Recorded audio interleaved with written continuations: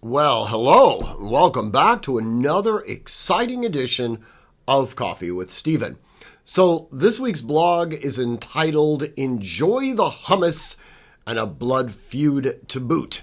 There's been a lot of stuff going on over the last number of months, really, in the Middle East. More specifically, Donald Trump and the Middle East. And I thought that the best way of going through, at least how I am perceiving it, would be to go and do sort of a backward analysis, a sort of a starting point. Now, I don't go all the way back to the beginning. To really understand the current state of the Middle East, you have to begin immediately after World War I with the breakup of the Ottoman Empire and essentially the divvying up of the Levant, that's the entirety of the Middle East as well as North Africa, through the offices of England and France with a little seasoning done by the United States. But in any event, I really start this whole gambit out in the 1990s, and with an article that was written by a think tank, actually an intelligence agency, if you want the truth be told, called Stratfor.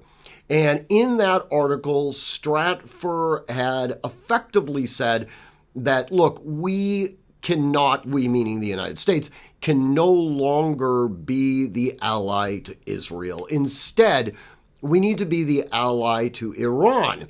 And this would give us all sorts of benefits. It would act as a strategic foil against Russian aggression. It would force the Saudis to heel, and everything will be sweetness and light. If only we can become good friends with Iran and make Iran a regional hegemonic power.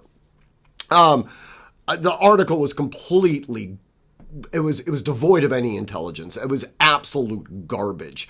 And after President Obama got elected, he fully adopted it. It became essentially our foreign policy.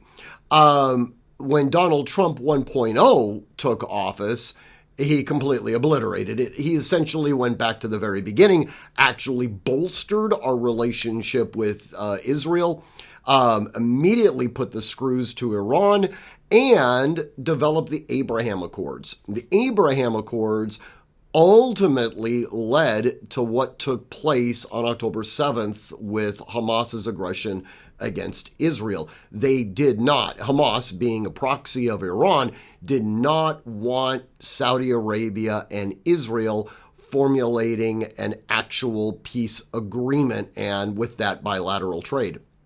So they thought they'd throw a wrench in the works, so to speak. The Biden administration went back to the original Stratfor idea and was trying to cozy up to Iran. Well, now we have Trump 2.0, and Trump 2.0 is going back to the original idea. To an extent, he's a little bit more nuanced this time, and there were two things that happened over the last several weeks that have given me a certain degree of pause, and I'm not entirely sure how this plays out. The first thing that he did during his trip to Saudi Arabia was to suggest that the imagery of Gazans, or more specifically Palestinians, being starved is going to be unacceptable. A lot of people looked at this and they said, well, is he now siding with the Palestinians? Is he trying to put the restraints on the Israelis? After all, it was Donald Trump that had said, we're going to take over Gaza. We're going to rebuild it. It'll be Gaza-Lago, and it'll have casinos, and it'll be absolutely wonderful. It'll be beautiful. You're going to love it. Okay.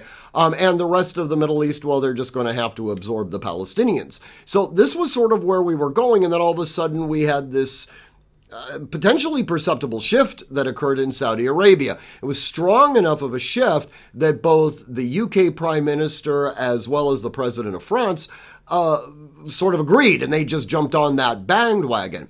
Israel is being pushed, in a sense, to wrap up the hostilities. The other one that was also very, very interesting was Donald Trump's recognition of the new Syrian leader, or more specifically, the putative Syrian leader. He's still in the process of consolidating power.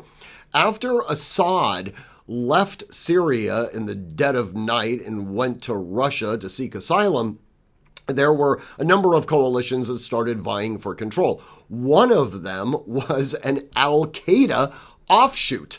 This field commander for Al-Qaeda is now arguably the one who's consolidated his control.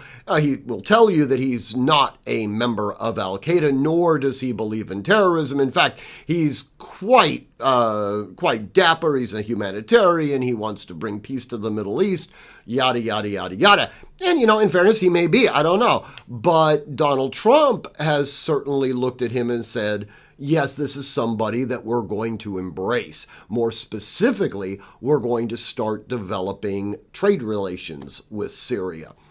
This could also potentially be seen as a restraint on Israeli movements into Gaza, as well as possibly the West Bank.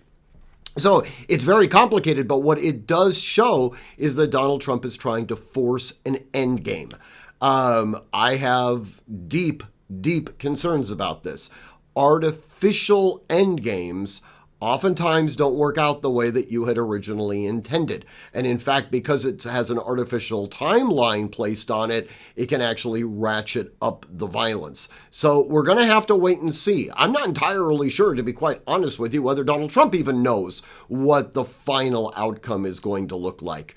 There does seem to be a certain degree of sort of just organic movement with the Trump administration. So again, we'll have to see, but I do hope you read the blog. I know this video is a little bit longer than normal, but as always, train constantly, train consistently, train repetitively, and train with purpose. Above all else, stay safe.